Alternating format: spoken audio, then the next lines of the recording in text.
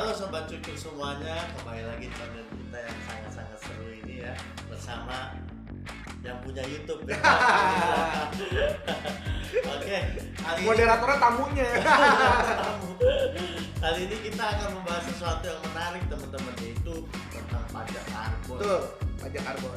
Ini ada yang nanya Pak Nujaya. Betul, ini yang nanya Mbak Aisyah Saidra. Oh, jelas ya. Jadi idenya dari Mbak Aisyah nih. Aha. Akhirnya kita coba kulik-kulik nanti. Siap.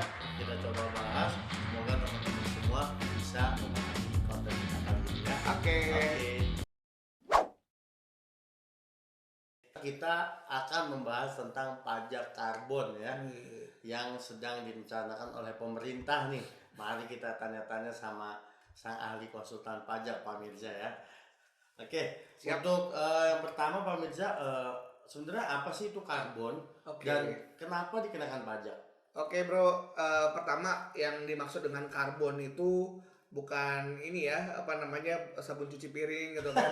Jadi karbon di sini yang dimaksud dengan yang mau dipajakin adalah pemakaian bahan bakar yang berbasiskan karbon itu adalah minyak bumi, lalu ada gas bumi, sama batu bara gitu kan. Terus kenapa mau dipajakin sih? Yang pertama adalah kan kita tahu nih bahan bakar fuel itu akan menimbulkan kerusakan lingkungan gitu kan. Nah dengan tujuan untuk menciptakan lingkungan yang lebih ramah, go green gitu kan. Jadi pemerintah ada upaya untuk menerapkan pajak karbon. Kedua juga memang untuk membuat meningkatkan pendapatan negara dari instrumen tersebut gitu ya. Gitu.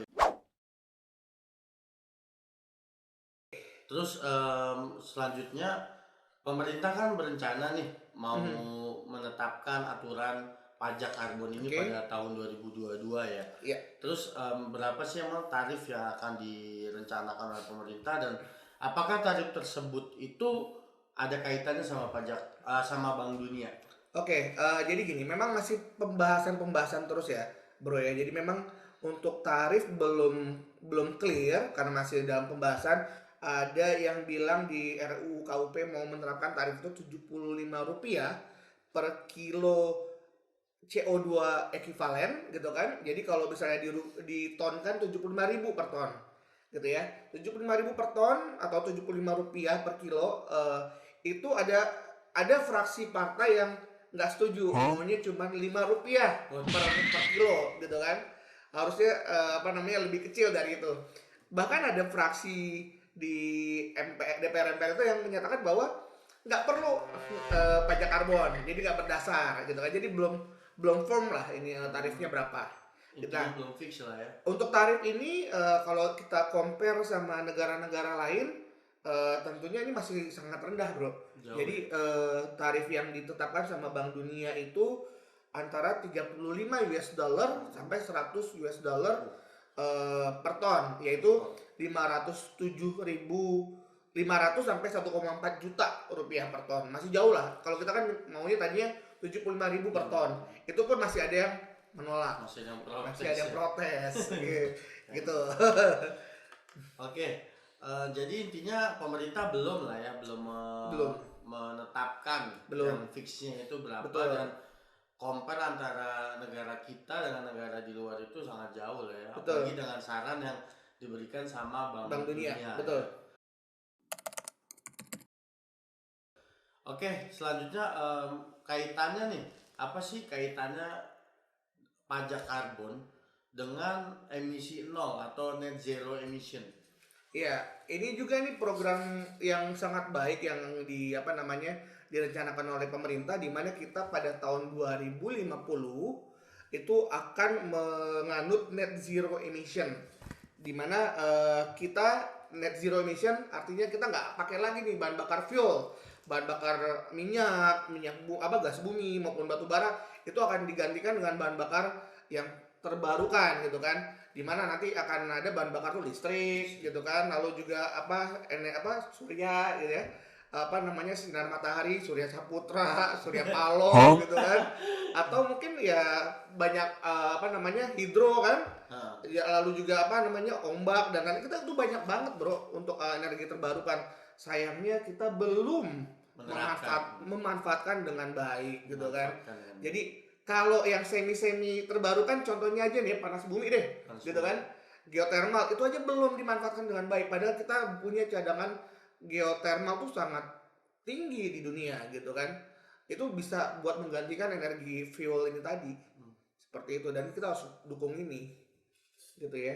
Intinya masih kita kaya akan sumber daya, Betul. tapi pemanfaatannya atau penerapannya itu sangat minim lah. Ya, kita masih ngandelin bahan bakar minyak karena memang kita masih dimanjakan dengan harga minyak yang murah gitu kan. Betul. Padahal minyak kita sudah menipis, kita masih gagal move on juga gitu kan.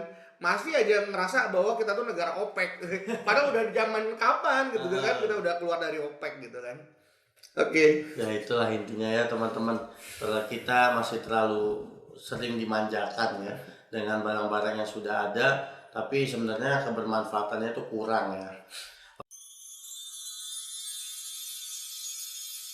Oke, selanjutnya merujuk pada Tax Foundation tahun 2019, pajak karbon juga dianggap sebagai Pigovian Tax.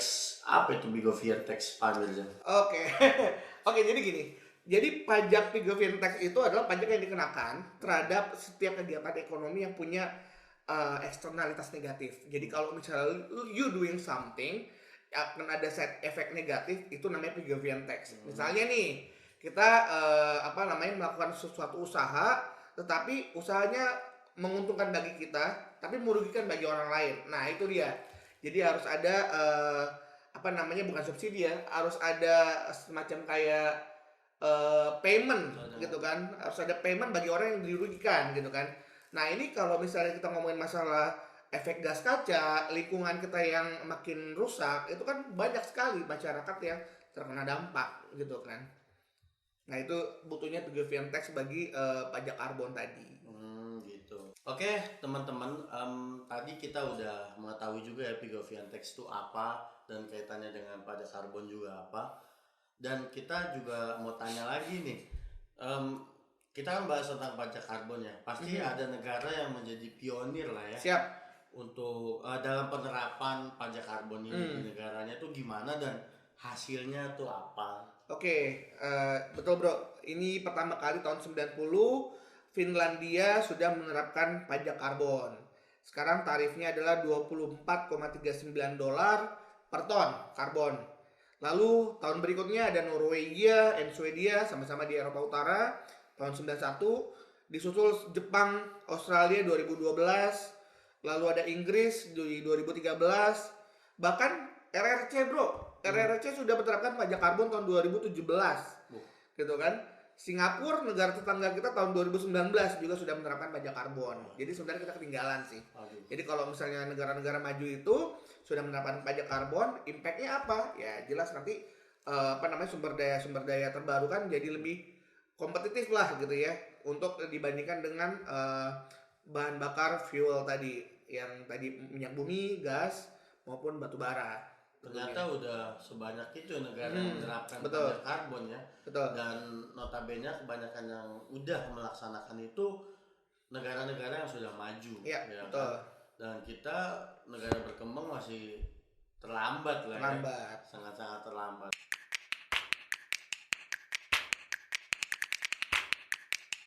Oke, terus last question ya, Pak Mirza. Pertanyaan terakhir teman-teman. Tahun 2002 pemerintah rencana menerapkan pajak karbon ini.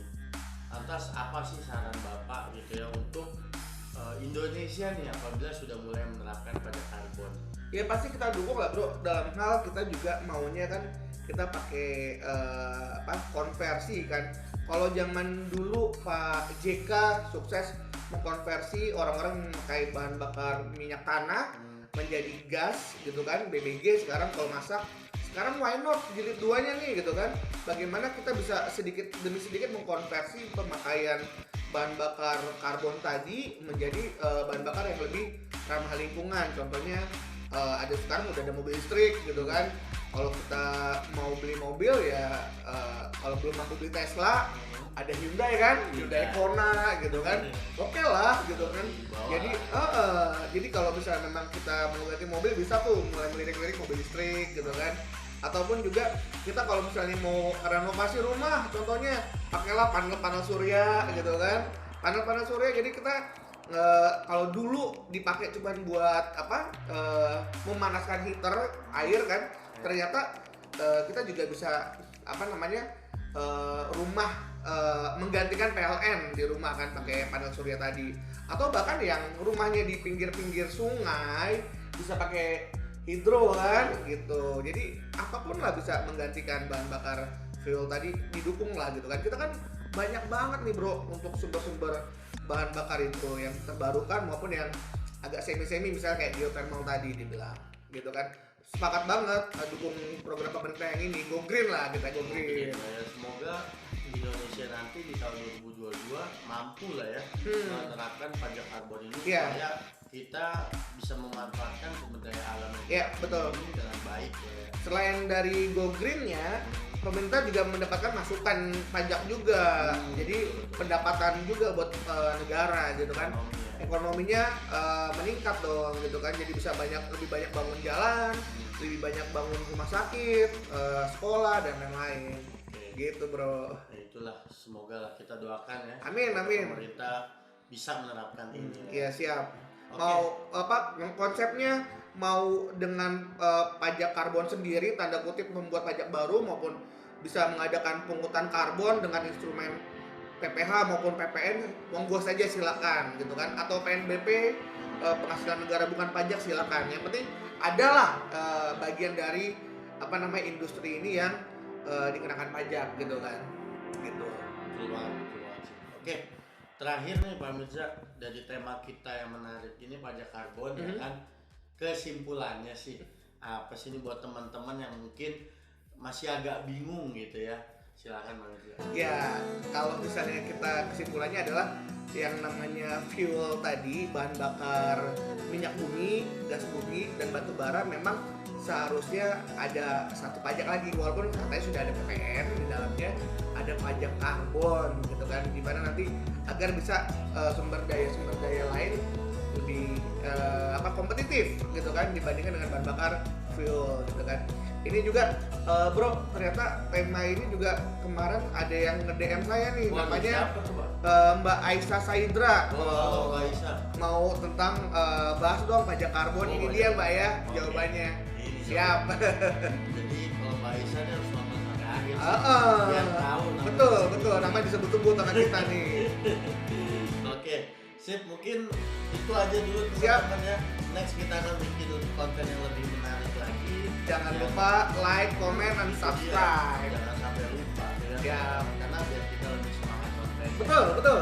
Oke, terima kasih Pak. Oke, thank you Bro Vicky. Mudah-mudahan semoga teman-teman semua mendapatkan ilmu yang bermanfaat dari konten kita kali ini. Oke teman-teman, thanks banget semuanya. See you. Siap. Bye-bye sobat cucu.